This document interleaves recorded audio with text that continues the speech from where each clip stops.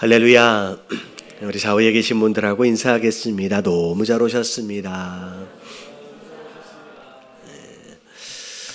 오늘 드문드문 우리 청년들이 좀 있는 이유가 오늘 예배가 우리 청년들과 함께 같이 찬양도 하게 되면서 내일까지 우리 청년부 MT가 진행이 됩니다. 여러분들, 우리 청년들 오늘 이렇게 밤 새는 건가요?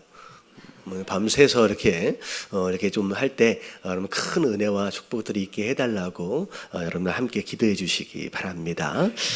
자, 오늘 말씀은 요한복음 5장 19절서부터 말씀입니다. 자, 일단 19절 말씀 읽고 앞에 뒤에 전개되어지는 내용들을 제가 좀 설명을 드리도록 하겠습니다. 자, 19절만 같이 한번 읽어볼게요. 자, 다 같이 시작.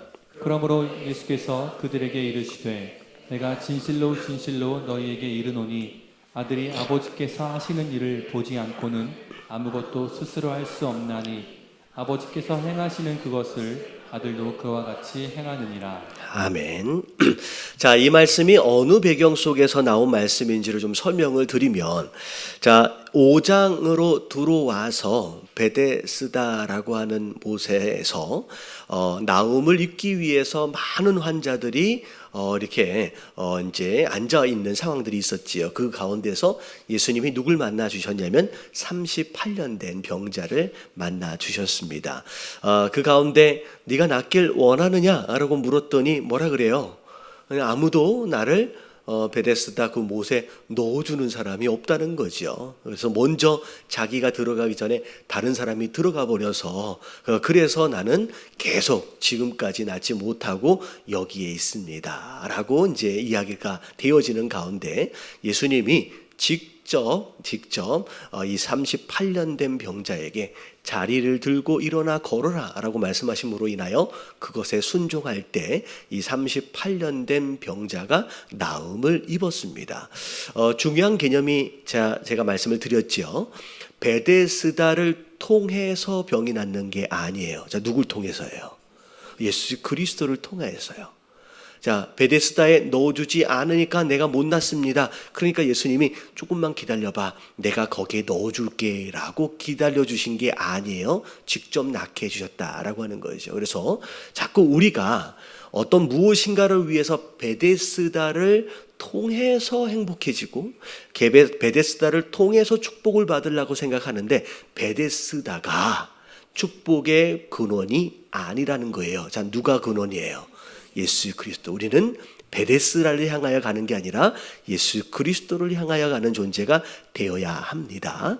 자, 그런 가운데 하필이면 그날이 무슨 날이었다? 안식일이었다는 거죠. 원래 안식일은 일을 하지 않는 날입니다. 그래서 병을 고치는 것도 하지 않고요, 자리를 들고 일어나 걸어가는 것도 하지 않게끔 되어 있었는데 하필이면 그날이 안식일이었던 이유로 말미암아 이제 논쟁이 생긴 거예요. 사실 굉장히 안타까운 상황입니다. 38년 된 병자가 나음을 입었어요. 얼마나 기쁜 소식이었습니까? 근데 그 영혼을 위하여, 그 육체의 나음을 위하여 함께 기뻐해 주지는 못할 망정, 왜 이날 이랬느냐라고 하는 것으로 지적하는 이들의 모습, 이게 율법주의자의 모습이에요. 하나님이 율법을 허락하신 이유와 목적과는 거리가 멀게 단순히 표면적으로 일 안 하는 게 중요하다라고 하는 거에 매여 있는 그런 이제 사람들, 율법주의자들의 모습입니다. 자, 그런 것으로 인하여 결국은 이제 문제가 생겼는데, 자, 예수님이 그 문제가 생긴 것으로, 논쟁이 생긴 것으로 말미암아 그 유대인들에게 예수님이 왜 그 안식일 날 일하셔야만 했는지에 대한 정당성을 설명해 주고 계시는 상황들 가운데서의 내용이 19절 말씀이에요. 자, 사실 19절 말씀을 보기 전에 우리가 몇 절 말씀을 먼저 봐야 하냐면 17절 말씀을 봐야 합니다. 자, 왜 예수님이 왜 안식일에도 일을 하실 수밖에 없었느냐? 자, 이유가 뭐냐? 17절 같이 한번 읽어볼게요. 시작.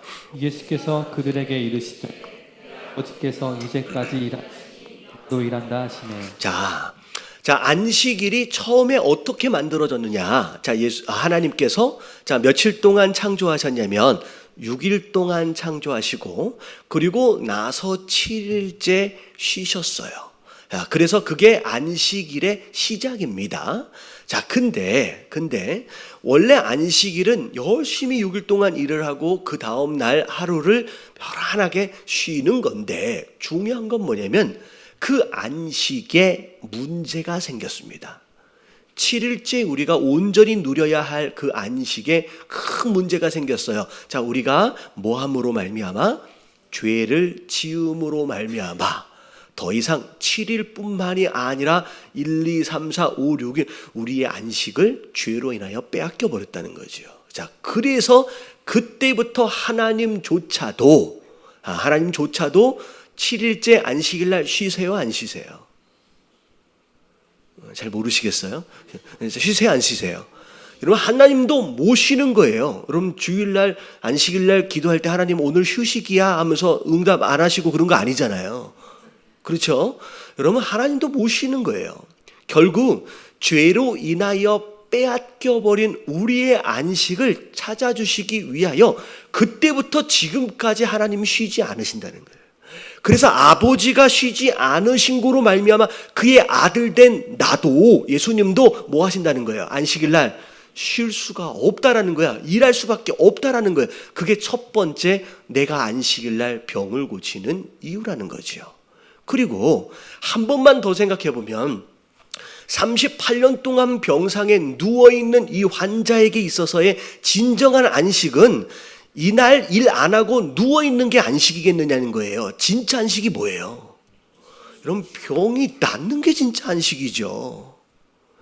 진짜 안식을 주기 위하여 내가 한 일이다 라고 하는 것이 어찌 보면 그런 이제 예수님이 안식일날 일할 수밖에 없는 이유가 되겠죠.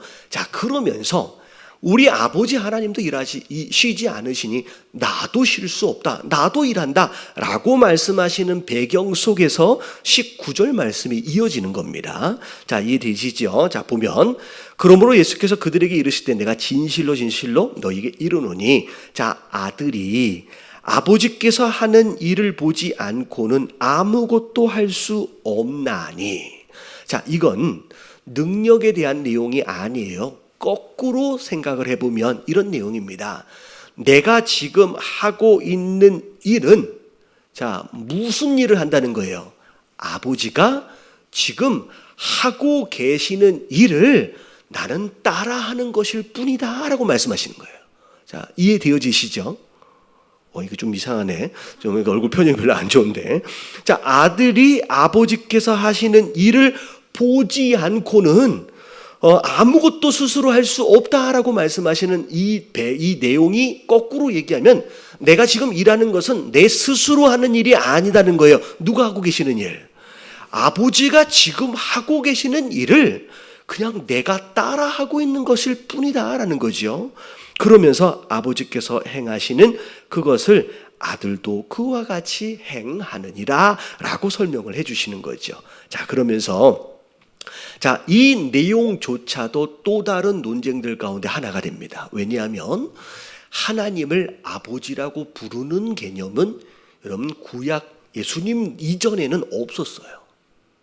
어떻게 하나님을 아버지라고 부를 수 있고 심지어 스스로를 친아들로 명명하시는 것들을 보면서 유대인들에게서는 굉장히 충격이면서 논쟁의 일부가 되어집니다. 심지어 이 안식일을 지키지 않는 것과 스스로 아들이다라고 칭하는 이것으로 인하여 신성 모독, 그래서 예수님을 죽여야 하겠다라고 결정을 내리는 중요한 두 가지 이유가 돼버리는 거죠. 사실은 그 당시만 해도요, 유대인들은요, 하나님을, 자, 구약에 보면 하나님을, 자, 뭐라고 불렀어요? 뭐 하나님이라고 불러요? 여호와 하나님이라고 부르잖아요. 근데 사실은요, 구약 시대 때 하나님의 이름이 여호와인지 아무도 몰라요. 여러분, 히브리 언어 자체가 여러분 모음이 없이 자음만 있어요. 그래가지고 이걸 읽을 때 사실은 맨 처음에 뭐라고 읽었는지를 몰라. 그리고 심지어는 여호와라고 하는 이름 자체를 함부로 입에 담는 것 자체를 굉장히 두려워했습니다. 그래서 어떻게 되냐면 이걸 실제로 그렇게 여호와라고 발음해야 되는지조차도 몇 세대를 거쳐서 아예 입에 담지를 않으니까 뭐라고 얘기할지도 모르는 거예요. 그만큼 하나님의 이름은 거룩한 이름이고 함부로 이야기할 수 없는 이름인데, 자, 심지어 지금 예수님은 하나님을 뭐라고 부르고 있어요, 지금? 친아버지라고 부르는 거예요. 이게 굉장히 그 당시 유대인들에게 있어서는 충격적인 상황이 되는 것이죠. 자, 그 상황 가운데, 자, 20절로 넘어볼게요. 자, 20절 시작. 아버지께서 아들을 사랑하사 자기가 행하시는 것을 다 아들에게 보이시고 또 그보다 더 큰 일을 보이사 너희로 놀랍게 여기게 하시리라. 예, 지금 이런 거예요.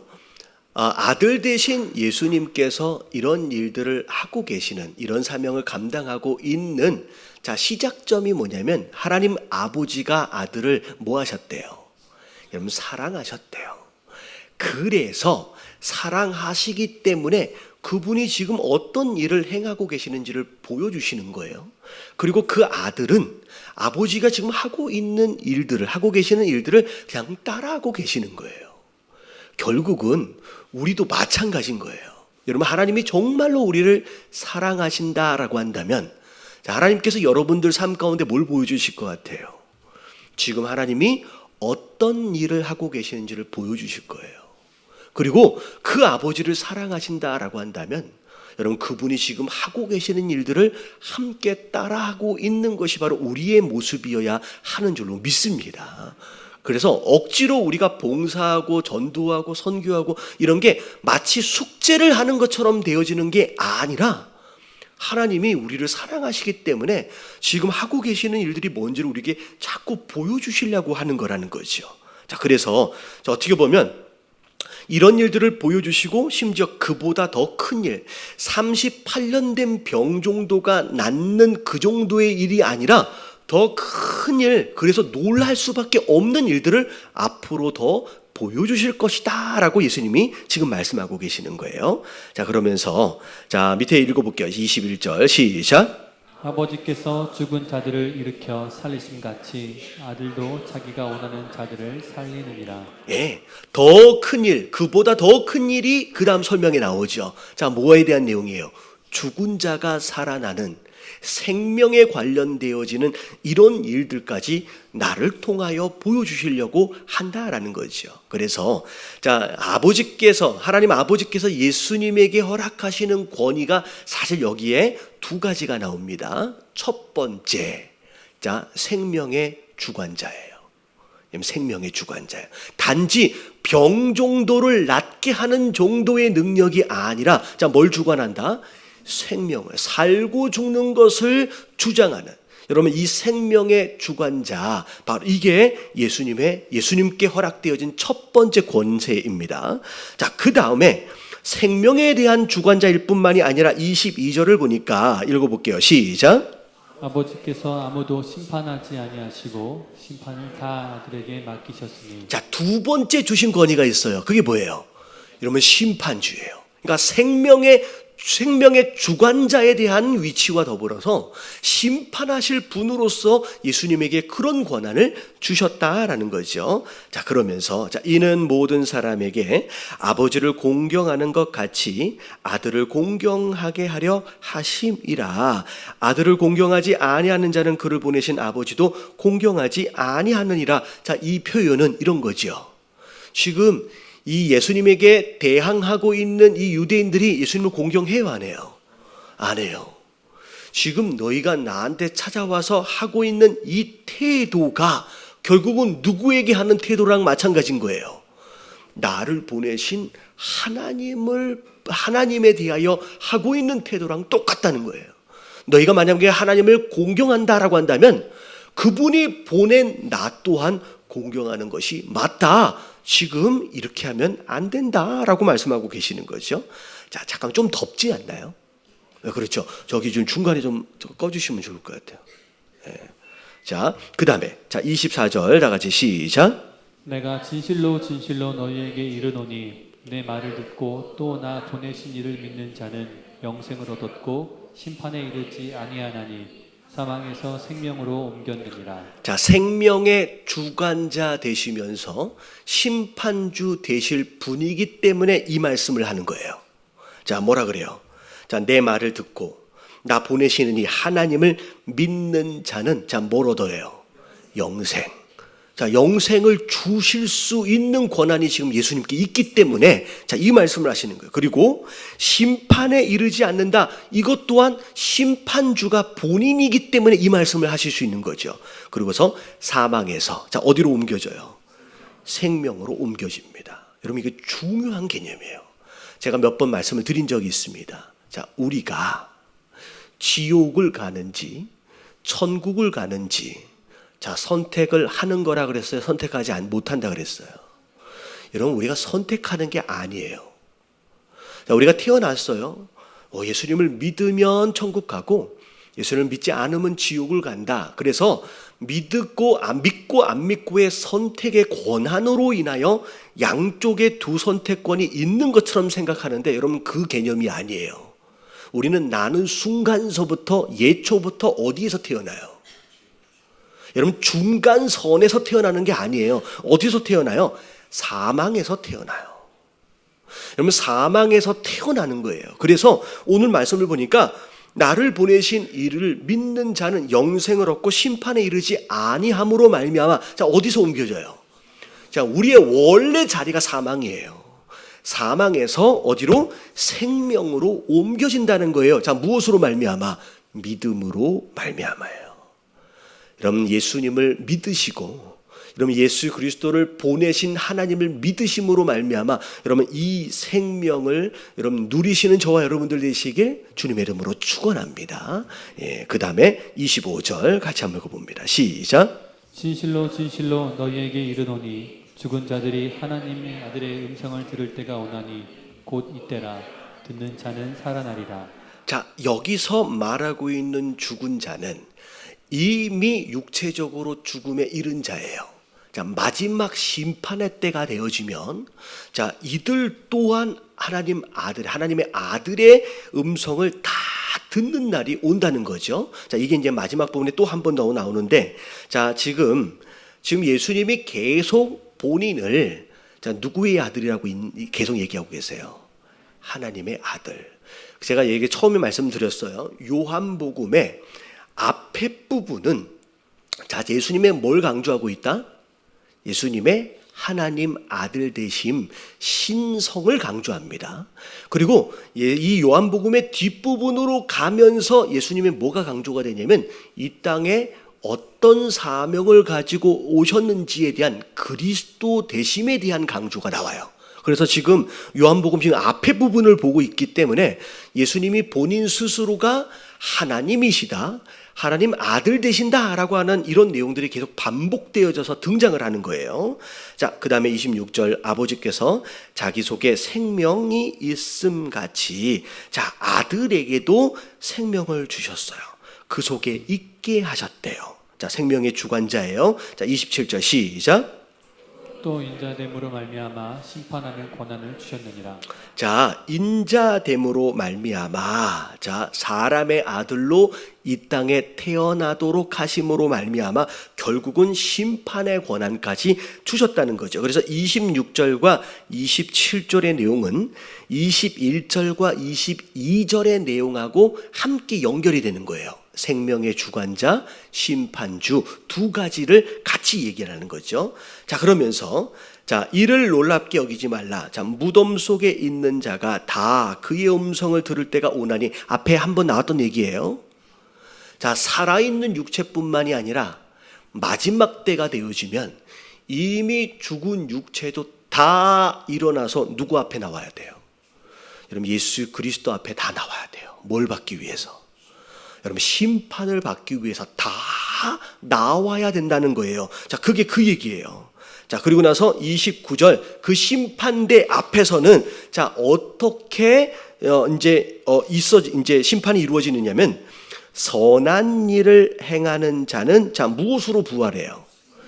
생명으로 부활을 해요. 근데 악한 일을 행한 자는 자, 무엇으로 부활해요? 심판으로 부활해요. 다시 말하면 영원히 살 존재로 부활할 수도 있지만 영원히 멸망받을 존재로 부활할 수 있다는 거예요. 그것의 차이가 뭐냐면 29절에는 선한 일, 악한 일이라고 구분하고 있지만 여러분 29절의 말씀은 사실 24절하고 연결이 된 겁니다. 자, 뭐가 선한 일이고 뭐가 악한 일이냐? 자, 뭐가 선한 일이에요?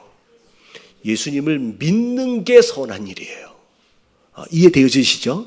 자, 착한 행동을 하는 것으로 우리가 생명의 부활을 받는 게 아니에요. 여러분 이게 같이 다 연결이 되는 거예요. 그래서 24절이 29절하고 연결이 되면서 선한 일은 예수 그리스도를 믿고 그를 보내신 하나님 아버지를 믿는 것이 선한 일이고 그 믿음으로 말미암아 생명의 부활을 경험하고요. 거꾸로 그렇지 않는다. 지금 유대인들처럼 끝까지 거부하고 믿지 않으면 결국 뭘로 부활해요? 심판의 부활. 그래서 결국은 영원히 멸망받을 그런 존재로 부활하게 된다라고 하는 것이죠. 그래서 자, 예수님이 자, 생명의 주관자예요. 자, 심판주세요. 여러분 그 생명의 주관자 되시고 심판주 되신 예수 그리스도를 믿으심으로 말미암아 자, 어떤 부활이에요? 생명으로 부활하시는 저와 여러분들 되시길 주님의 이름으로 축원합니다. 자, 30절로 넘어올게요. 같이 한번 읽어봅니다. 시작. 내가 아무것도 스스로 할 수 없노라. 듣는 대로 심판하노니 나는 나의 뜻대로 하려 하지 않고 나를 보내신 이의 뜻대로 하려 함으로 내 심판은 의로우니라. 자, 여러분 예수님이 지금 고치고 계시는 이런 내용들, 이런 기적과 이적들, 이것조차도 하나님이 하시는 일을 보고하는 것이다 라고 말씀하세요. 그리고 심지어 생명의 주관자를 넘어서서 심판주에 관련되어진 내용입니다. 근데 이 심판에 대하여 선포하실 때도 본인이 스스로 결정하는 게 아니래요. 자, 누가 하시는 거예요? 아버지께서 하시는 것을 듣고 심판한대요. 그래서 내 심판이 의로운 거예요. 자, 이게 되게 중요합니다. 아무리 열심히 무엇인가를 해도, 아무리 노력해도, 아무리 대단한 무엇인가를 이룰 것 같은 일들을 벌여놔도 보낸 그분에게 순종하지 않는다라고 한다면 여러분 그건 의로움이 아닌 거예요. 여러분 깨달아지시길 주님의 이름으로 축원합니다. 여러분 예수님조차도 지금 하고 계시는 이 모든 일이 본인 스스로 하는 게 아니래요. 하나님이 하시는 것을 그냥 보고 순종하고 있다는 거예요.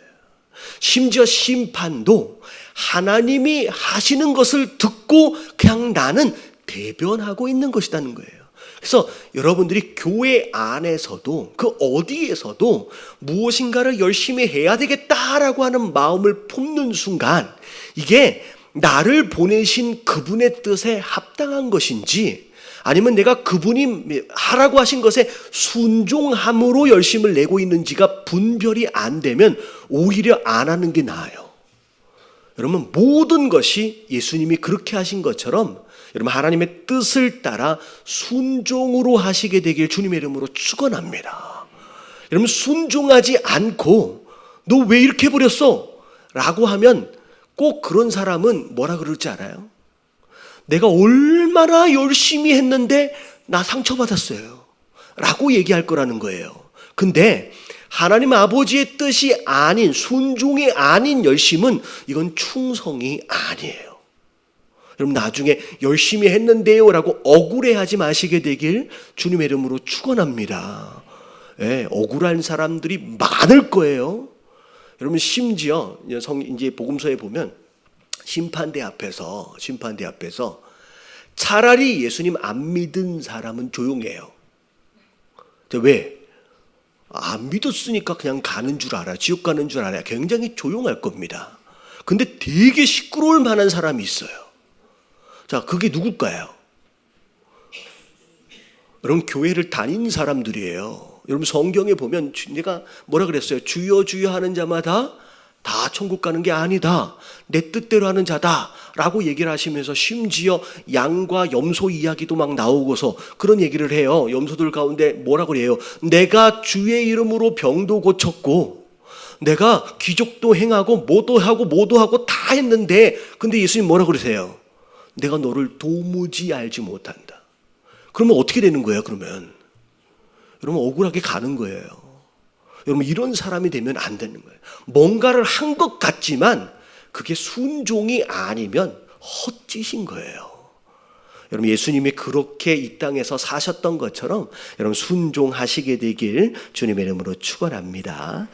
자 31절 내가 만일 나를 위하여 증언하면 내 증언은 참되지 아니하되 어떻게 보면 스스로 내가 그리스도야 내가 하나님의 아들이야 라고 주장하는 거 이게 사실은 그게 증명되어지는 게 아니죠. 내가 아닌 제3자가 이야기해줘야 증언이 되는 거예요. 사실 예수님도 마찬가지입니다. 본인 스스로 누군지에 대하여 밝히고도 계시지만 내가 실제 누군지에 대한 증언들이 있다라는 거죠. 자, 그것에 대한 첫 번째 증언이 뭐냐면 일반적으로 유대인들은 이런 거예요. 자, 그 사람이 누구다, 옳다, 그르다라고 하는 거에 대해서 두세 사람 이상의 증인이 있으면 증명이 된대요. 이게 이제 그 당시 재판의 룰입니다. 근데 자, 이 31절을 보니까 이런 내용이 있어요. 나를 위하여 시작. 나를 위하여 증언하시는 이가 따로 있으니 나를 위하여 증언하시는 그 증언이 참인 줄 아노라. 자, 나를 위하여 증언해 주시는 분이 따로 있다라고 얘기하는데 여러분 이 따로 있다라고 했을 때 이게 두 가지입니다. 자, 첫 번째는 사람이었어요. 자, 예수님이 누군지에 대하여 증언해 준 사람이 있었죠. 자, 누구였어요? 여러분 세리 요한이 예수님이 누군지에 대하여 증언해 줬습니다. 자, 그리고 나중에 예수님이 부활하시고 승천하시고 난 뒤에는 예수님이 누군지에 대하여 누가 증언해 주세요? 그러면 성령 하나님이 증언해 주시겠죠. 그래서 여기 이제 뒤에 밑에 나오면 밑에 내려가면 자 세리 요한에 대한 내용이 또 나옵니다. 자 그리고 자 나오네요. 자 33절 다 같이 시작. 너희가 요한에게 사람을 보내매 요한이 진리에 대하여 증언하였느니라. 자 요한이 사실은 증언을 먼저 해줬죠. 자 근데 34절을 보니까 자 그러나 나는 사람에게서 증언을 취하지 아니하노라. 사실은 사람이 나를 증언해 줘야 하는 필수 조건은 아니라는 거예요. 자, 다른 조건이 또 있다는 거죠. 다만 이 말을 하는 것은 너희로 구원을 받게 하려 함이니라. 다시 말하면 세리 요한을 통하여 증언해 준 그건 나를 위한 증언이기보다는 너희들이 나를 믿을 수 있게끔 도와주기 위한 증언들 가운데 하나일 뿐이라는 거죠. 그러면서 자 35절 요한은 켜서 비추이는 무엇이었대요? 등불이었어요. 여러분 등불이라는 얘기는 실체가 아니란 얘기예요. 자 등불은 뭐 할 때 써요? 내가 보고자 하는 그 실체를 볼 수 있게끔 돕는 게 등불이에요. 다시 말하면 세리 요한은 자기가 실체가 아니었어요. 진짜 실체 대신 예수 그리스도를 볼 수 있게끔 밝혀주는 역할을 했던 것이 세리 요한이었다는 거죠. 너희가 한때 그 빛에 즐거이 있기를 원하였거니와 자 36절 다 같이 시작. 내게는 요한의 증거보다 더 큰 증거가 있으니 아버지께서 내게 주사 이루게 하시는 역사 곧 내가 아는 그 역사가 아버지께서 나를 보내신 것을 나를 위하여 증언하는 것이요. 자 역사라고 하는 것이 영어를 보면 뭐라 그러냐면 work예요. 지금 너희들에게 보여주고 있는 이 모든 기적과 이적들, 이 표적들이 사실은 내가 누군지에 대하여 뭐 해주고 있다?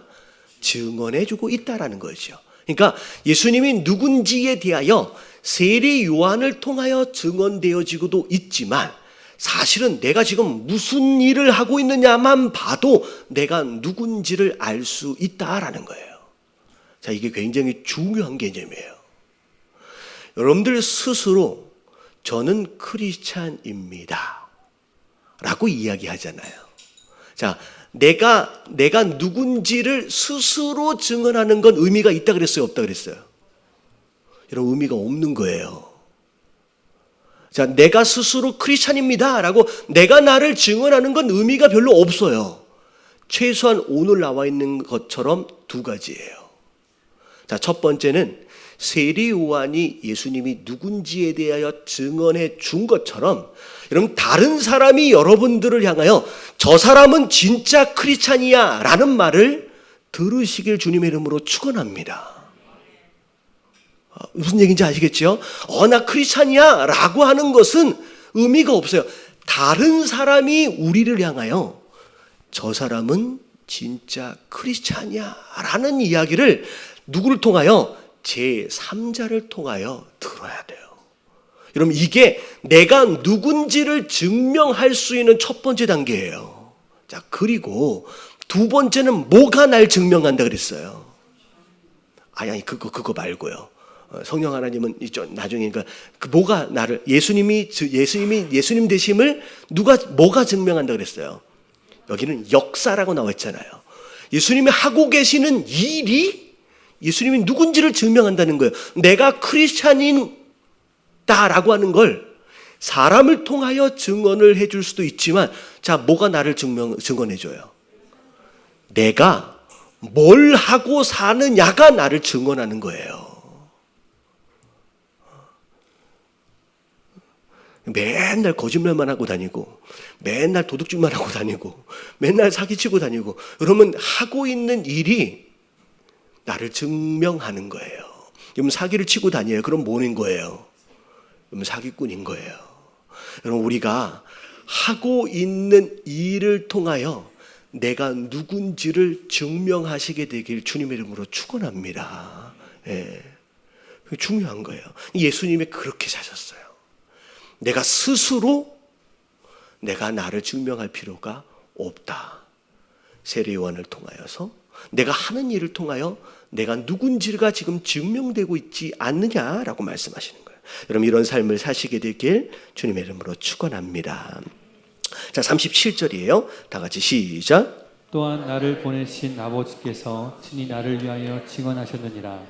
너희는 아무 때에도 그의 음성을 듣지 못하고 그 형상을 보지 못하였으며. 자, 심지어 아버지께서도 증명하고 증언하고 계시죠. 자, 이 목소리는 누가 들었어요? 세례 요한이 예수님에게 세례를 베풀 때 하나님 아버지께서 하셨던 그 말씀을 사실은 들었습니다. 그래서 아버지가 또 이제 예수님이 누구냐라고 하는 거에 대해서 증명하고 계신다는 거죠. 근데 너희는 아무것도 듣지 못하고 아무것도 보지를 못했대요. 자, 왜냐하면 38절 이유가 뭐냐? 자, 다 같이 한번 읽어볼게요. 시작. 그 말씀이 너희 속에 거하지 아니하니 이는 그가 보내신 이를 믿지 아니함이라. 이런 말씀이 안에 없으면, 여러분 말씀이 안에 없으면 믿는 게 아니에요. 여러분 믿지 않는다라고 하는 것은 결국 하나님의 음성도 들을 수 없고요. 여러분 결국 하나님 하시는 것도 볼 수가 없다라는 거예요. 결국은 자, 우리 안에 뭐가 있어야 돼요? 여러분 하나님의 말씀이 있어야 믿음이 생기고요. 그 믿음이 하나님의 역사하심을 듣게 만들고 보게 만든다는 거예요. 그래서 여러분 2020년도는 자, 무엇으로 충만한 삶? 여러분 말씀으로 충만한 삶. 그래서 수요일마다 지금 큐티 세미나 하는데 여러분 큐티 하시길 주님의 이름으로 축원합니다. 예, 옆에 계신 분들에게 물어봐 주세요. 오늘 하셨죠? 원래 수요일 날로 얘기하면 목요일서부터 시작했었어야 되는데 하고 계시죠? 이게 뭔 얘기야 하고 계시면 안 돼요 지금. 자, 말씀이 있어야 돼요. 자, 39절 같이 한번 읽어봅니다. 시작. 너희가 성경에서 영생 얻는 줄 생각하고 성경을 연구하거니와 이 성경이 곧 내게 대하여 증언하는 것이니라. 자, 네가 성경에 대하여 많이 알잖아. 그러니까 공부 많이 한 사람들이에요. 율법을 많이 배운 사람이에요. 그러면 그것 자체가 나에 대하여 증언하고 있는지를 왜 모르냐는 거죠. 그러나 너희가 영생을 얻기 위하여 내게 오기를 원하지 않느냐 한다는 거예요. 자, 이게 무슨 얘기냐면 여러분 구약에 나오는 모든 스토리는 다 누구 이야기예요? 여러분 예수님 이야기예요. 여러분 창세기서부터 등장해가지고 뭐 말라기까지 등장하는 많은 성경의 인물들조차도 전부 다 예수님 이야기고요. 그래서 구약에 등장하고 있는 성막도 누구 이야기예요? 지금 예수님 이야기예요. 여러분 율법도 누구 이야기예요? 여러분 십계명이 예수님 이야기예요. 그래서 예수님이 이 땅에 오신 이유가 율법을 폐하기 위하여 온 게 아니라 그랬어요. 뭐 하기 위해서 왔어요? 여러분 완성하러 왔어요. 그러니까 율법이 예수님의 일부예요. 그러니까 구약에 등장하고 있는 모든 스토리는 전부 다 누구 이야기냐면 예수님 이야기예요. 그래서 그것에 대하여 공부하고 그것에 대하여 연구했는데 진짜 예수님이 왔는데 알아봐요? 못 알아봐요? 아니 못 알아본다는 거예요. 도대체 네가 뭘 공부했냐는 거죠. 여러분 우리가 배우고 익히고 있는 이 모든 말씀의 목적이 뭔지 여러분 예수님을 만나는 거예요. 여러분 아무리 많은 말씀을 정리해 놓고 익히고 연구하고 아무리 많은 말씀을 외우고 있다라고 할지라도 실제적으로 내 삶에 예수 그리스도와의 인격적 만남이 없다라고 한다면 이 당시 유대인들하고 그렇게 크게 다르지 않을 수 있다라는 거죠. 여러분 예수님을 만나시길 주님의 이름으로 축원합니다. 그래서 자 말씀 묵상은 말씀을 얼마나 많이 깨닫고 외우고 하느냐가 아니라 이 말씀을 통하여 누굴 만나는 거예요? 예수 그리스도를 만나는 거예요. 그럼 이게 가장 중요한 거라는 거죠. 왜 알면서도 내가 왔는데 나에 대해서 나를 만나려고 하지 않느냐라고 예수님 굉장히 답답해 하십니다.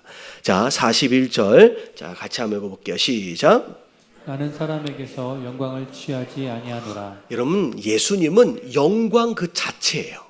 자 누군가가 영광을 올려 들어야지만 만족하시는 분이 아니라 이미 충만한 영광 가운데 모자람이 없는 영광 가운데 계시는 분이에요. 그래서 지난번에 그 어떤 사모님인가 목사님인가 그 말씀하셨잖아요.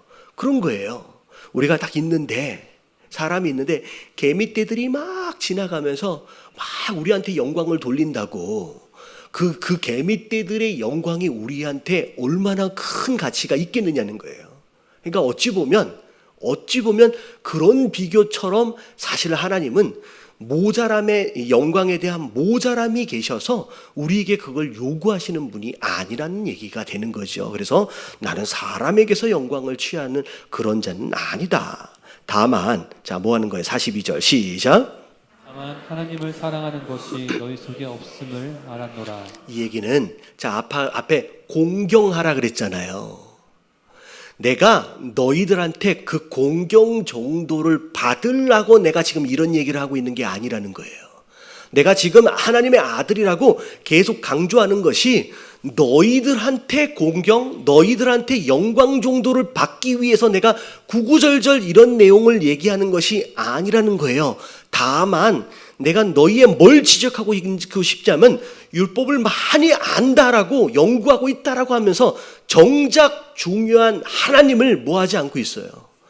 사랑하지 않고 있다라고 하는 것을 내가 알려주기 위해서 하는 것이지 너희들한테 뭐 대접받으려고 하는 것이 아니다라고 말씀하셔요. 여러분 진짜 중요한 것은 하나님을 뭐 하는 거예요? 여러분 사랑하는 거라는 거예요. 여러분 하나님 이 말씀을 많이 몰라도 괜찮아요. 많이 몰라도 괜찮아요. 우리 어머니 세대, 우리 할머니 세대만 해도요. 여러분 그분들 같은 경우에는 배우지 못했기 때문에 여러분 성경에 대한 이런 내용들 자세하게 설명을 이해할 수조차도 없으셨던 분들이에요. 그렇다고 그분들이 신앙이 없었느냐? 그게 아니에요. 오히려 그분들이 더 하나님을 사랑했을 수도 있다라는 거죠. 중요한 건 많이 아는 게 아니라 내가 진짜 하나님을 사랑하느냐라고 하는 것이 더 중요한 가치라는 거죠. 자, 43절 다 같이 시작. 나는 내 아버지의 이름으로 왔음에 너희가 영접하지 아니하나 만일 다른 사람이 자기 이름으로 오면 영접하리라. 예, 내가 아버지의 이름으로 왔음에도 불구하고 너희가 영접하지 않아. 차라리 다른 이름으로 오면 영접을 할 텐데 오히려 더 영접하지 않는 그러면서 오히려 자 사랑하지 않을 뿐만 아니라 44절에 보니까 너희가 서로 뭘 취한대요? 영광을 취한대. 여러분 이 유대인들, 이 마태복음에서 보면 이들이 바리새인들이에요. 서기관들이에요. 나름 종교 지도자들이에요. 이들은 어떻게 했어요? 머리에다가 뭐 묶고 다니면서 팔 이게 뭐 이렇게 치렁치렁 메고 달고 다니면서 기도할 때가 되면 맨날 어디 나가 있어요? 시장에 나가 있고 사람들한테 기도하는 거 보이고 싶고 그리고 시장에 나가서 사람들에게 문안받고 싶어하는 이들의 모습, 어찌 보면 마땅히 드려야 할, 하나님께 드려야 할 그 영광을 그들이 뭐하고 있어요 지금? 갈취하고 도둑질하고 있다는 거죠. 이 하나님께 드려야 할 영광을 자기가 가로채고 있고 그리고 오히려 하나님은 사랑하지도 않고 지금 그 얘기를 하시는 거예요. 취하고 유일하신 하나님께로부터 오는 영광은 구하지 아니하니 어찌 나를 믿을 수 있겠느냐. 다시 말하면 지금 예수님을 못 믿는 이유가 이런 거예요. 자, 하나님을 사랑하지도 않고요. 그리고 세상에서 자기가 누릴 영광에만 집착하고 있어요. 그러니까 예수 그리스도가 왔어도 오셨어도 믿을 수가 없다는 얘기예요. 자, 45절 다 같이 한번 봅니다. 시작. 내가 너희를 아버지께 고발할까 생각하지 말라. 너희를 고발하는 이가 있으니 곧 너희가 바라는 자 모세니라. 자, 우리가 잘 알아야 돼요. 예수님이 모든 사람을 다 사랑하셨습니다. 근데 예수님이 어찌 보면 세리나 창녀까지도 다 품으셨어요. 다 끌어안으셨어요. 다 용서하십니다. 근데 예수님이 살아 계셨을 때 공생애 동안에 계속 대적하시고 심지어 오늘은 고발까지 한대요. 이러한 대상이 누구냐면 스스로 율법주의자, 그러니까 스스로 율법을 잘 지킨다고, 스스로 죄가 없다고, 나는 깨끗하다라고 주장하면서 남들에 대하여 비방하고 비판하고 정죄하는 이런 자들에 대해서만큼은 예수님이 품지 않으셨어요. 자, 우리가 잘 알아야 돼요. 우리가 어떤 죄를 지어도 여러분 스스로 인정하고 회개할 수 있다라고 한다면 다 품으십니다. 여러분 이게 하나님의 은혜인 거예요. 근데 아무리 좀 깨끗하게 산 듯 할지라도 스스로 나는 깨끗하다, 나는 죄가 없다, 나는 잘못한 게 없다라고 오히려 다른 사람을 비방하고 정죄하는 사람들은 예수님조차도 품지 않으셨어요. 오히려 뭐라 그래요? 고발한대요. 아버지 앞에서 내가 고발하겠다라는 거예요. 심지어 네가 그렇게 잘 아는 율법 누가 쓴 거예요? 누가 기록했어요? 모세가 너를 고발할 것이다 라고 말씀하시는 거예요. 그래서 얼마나 아니까 어떻게 보면 하나님 앞에서 뭐가 더 큰 죄인지를 우리가 알아야 돼요. 뭔 죄를 조금 덜 지었다라고 하는 것으로 스스로 깨끗한 줄 착각하는 것, 오히려 그것 자체가 굉장히 큰 죄일 수 있다는 거예요. 그래서 제가 종종 그런 말씀 드리잖아요. 누구를 향하여서든 쉽게 비방하거나 정죄하지 말라고요. 오히려 그들보다 비방하고 정죄하고 있는 그 당사자가 오히려 하나님 앞에서 더 심판을 크게 받을 상황일 수도 있다는 거예요. 무슨 얘기인지 아시겠죠? 그래서 뭐 신문에 뭐가 났든 뭐 했든 여러분 비방하지 마세요. 여러분 그것이 오히려 거꾸로 하나님 앞에서 더 큰 죄에 빠지게 되는 원인이 될 수 있습니다. 자, 46절. 자, 같이 읽어봅니다. 시작. 모세를 믿었더라면 또 나를 믿었으리니 이는 그가 내게 대하여 기록하였습니다. 네, 네가 진짜 모세를 믿느냐? 그러면 나를 믿는 게 당연하다는 거예요. 왜냐하면 모세가 누구에 대해서 썼어요? 나에 대해서 썼기 때문에.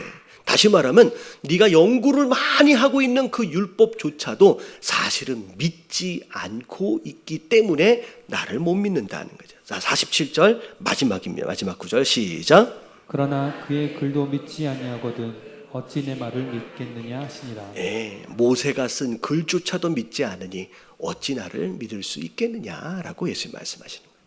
자, 오늘 말씀은 베데스다 사건으로 인하여 그리고 안식일 날 일하신 그 사건으로 인하여 일어난 논쟁에 대하여 예수님이 스스로에 대하여 밝히고 계시는 내용입니다. 자, 오늘 이따가 기도 제목 나올 때 여러분 이제 보시면서 내가 어떻게 살아야 하는지를 다시 한번 좀 결단하시면서 이게 우리 기도 제목에는 제가 안 들어가 있을 거예요. 근데 아까쯤에 내가 나를 스스로 크리스찬이라고 내가 증언하는 게 아니라 두 가지 그것만큼이라도 기억하시면 좋을 것 같아요.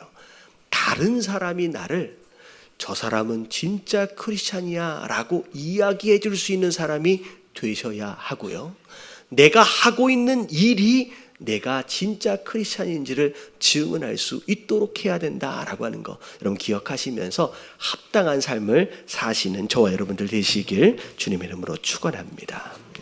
우리 같이 찬양하시면서 결단하며 기도하도록 하겠습니다.